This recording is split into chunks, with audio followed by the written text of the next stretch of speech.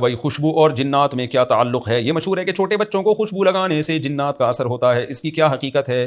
نیز کیا بچوں کو خوشبو لگا سکتے ہیں؟ محمد اعظم بہاڑی سے۔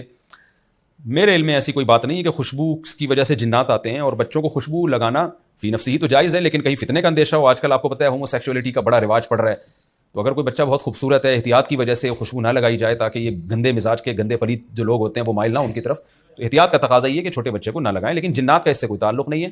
جہاں تک ہمارے پاس جنات کی رپورٹیں ہیں، وہ رپورٹ تو یہی ہے کہ جنات بدبو اور ان چیزوں سے متاثر ہوتے ہیں، ان کی طرف مائل ہوتے ہیں، فرشتے خوشبو سے متاثر ہوتے ہیں، تو جنات کو بھگانے کے لیے تو خوشبو لگانی چاہیے تاکہ فرشتے آئیں۔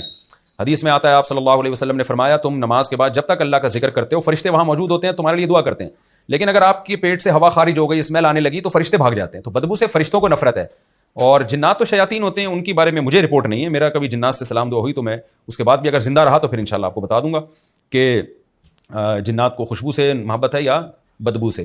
رپورٹ یہی ہے کہ بدبو جو ہے نا اس کی طرف جنات مائل ہوتے ہیں۔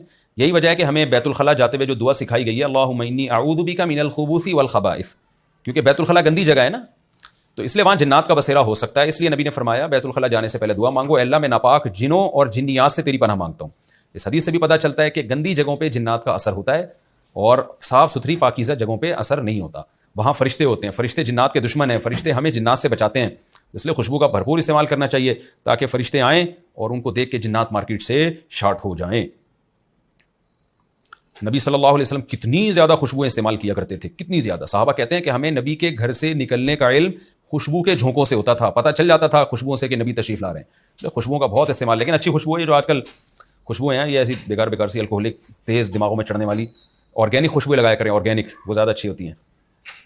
جسم پر ٹیٹو بنانا، یہ ٹیٹو لفظ ہے کیا؟ یہ جو بناتے ہیں نا وہ گندوا دیتے ہیں، ٹیٹو ہے ٹیٹو ہم تو بناتے نہیں، اس لیے ہمیں پتہ بھی نہیں ہے کیا۔ وہ جو بناتے ہیں ہمیں یہ پتہ ہے کہ وہ جو لڑکے جسم گندواتے ہیں۔ کچھ لوگ جسم کی کھال میں نام وغیرہ جیسے جسے ٹیٹو بھی بولتے ہیں، ٹیٹو بولتے ہیں، لکھتے ہیں، اس پر وضو اور غسل کا کیا حکم ہے؟ نوید صاحب سعودی عرب سے۔ حرام ہے، نبی صلی اللہ علیہ وسلم نے لعنت فرمائی ہے جسم گندوانے والوں پر۔ یہ عرب میں بھی رواج تھا، جسم کھدوا کے نا اس میں بھر دیتے تھے، تو حرام ہے، کبیرہ گناہ ہے، لعنتی عمل ہے، تو اس میں وضو بھی نہیں ہوتا، لیکن آسانی سے ہٹانا ممکن ہو تو، اگر ہٹانا ممکن ہی نہیں ہے تو پھر وضو ہو جائے گا۔ توبہ یعنی جس شخص نے یہ کام کیا، اپنے جسم پہ ٹیٹو بنوایا، تو اس کو چاہیے کہ توبہ استغفار کرے اس کبیرہ گناہ پر، پھر اس کو ہٹانے کی کوشش کرے۔ اگر آسانی سے ہٹ جاتا ہے ٹھیک ہے، نہیں ہٹتا تو پھر غسل وضو ہو جائے گا انشاءاللہ، کیونکہ اللہ کسی کو اس کی طاقت سے زیادہ کا مکلف نہیں بناتا۔ جب توبہ کر لی تو اللہ گناہ معاف کر دے گا۔